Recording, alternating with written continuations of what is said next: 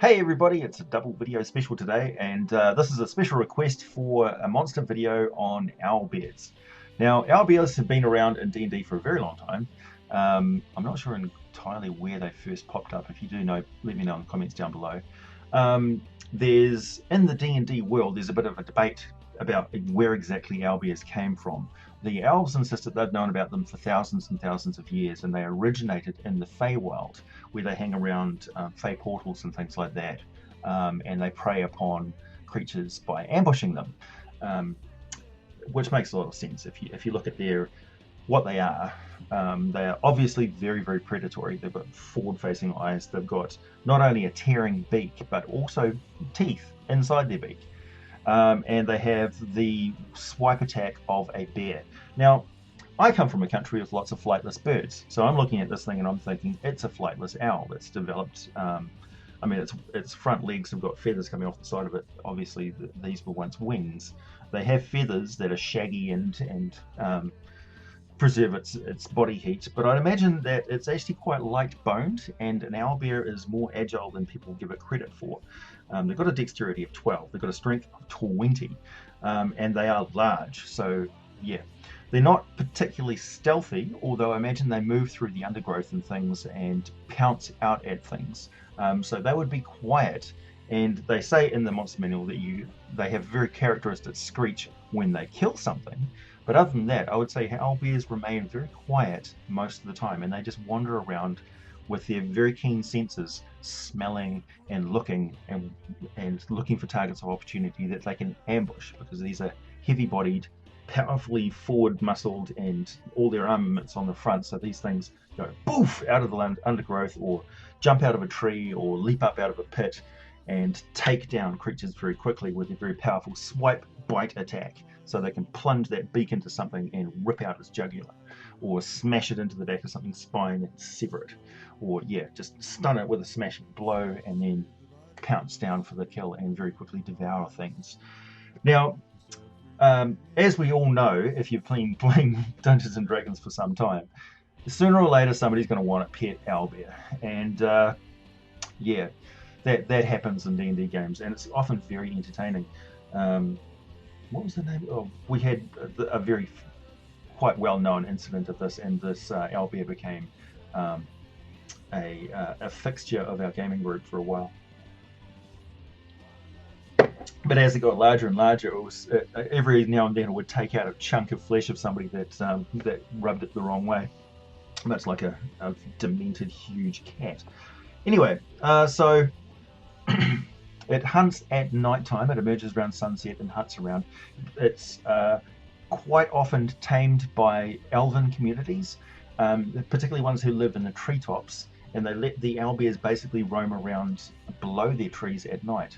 So they are quiet, they are vigilant, they are always hungry, and they make a noise when they kill or attack something, which makes them perfect guard dogs, really.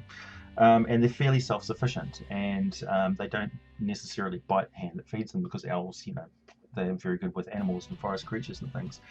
And also, the owlbears have a Fey origin, so you won't see other types of smaller or larger or different varieties of owlbear, because they're just one type of owlbear that's come through from another dimension and now exists in the natural world. They have become naturalized, but their physiology and their origin, their evolutionary origin, is separate, different.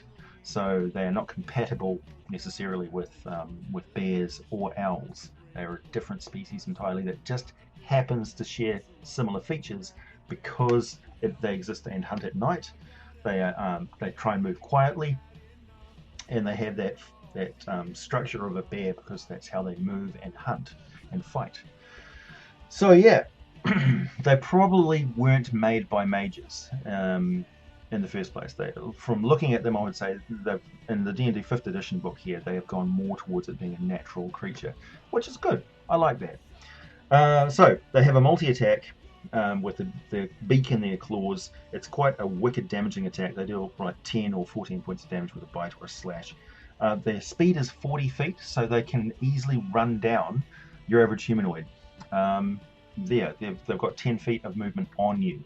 And I would say that since they're fairly intelligent, well, they've got an intelligence of 3, but they've got a wisdom of 12, so that makes them wily.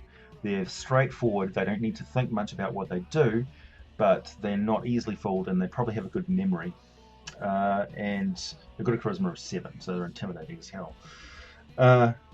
The owlbear would recognize a danger to itself. It wouldn't take on large groups of adventurers.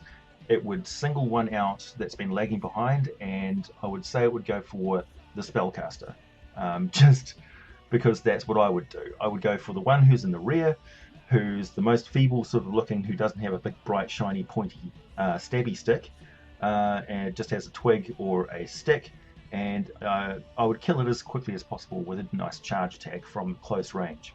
And then I would try and incapacitate and drag it into the undergrowth as quickly as possible. Or I would simply wound it as badly as I could, and then I would run into hiding and try and get away from the big burly fighters and other guys and the stabby rogues who are coming after me. And then I would come back when they're camping at night, and then I'd come back the next night, and then I'd come back the next night, and I would hunt them until they've worn themselves out. Now, in D&D 5th edition, with the the way that people heal after long rests and things like that, it's kind of difficult to bring in that aspect of a creature which hunts by attrition.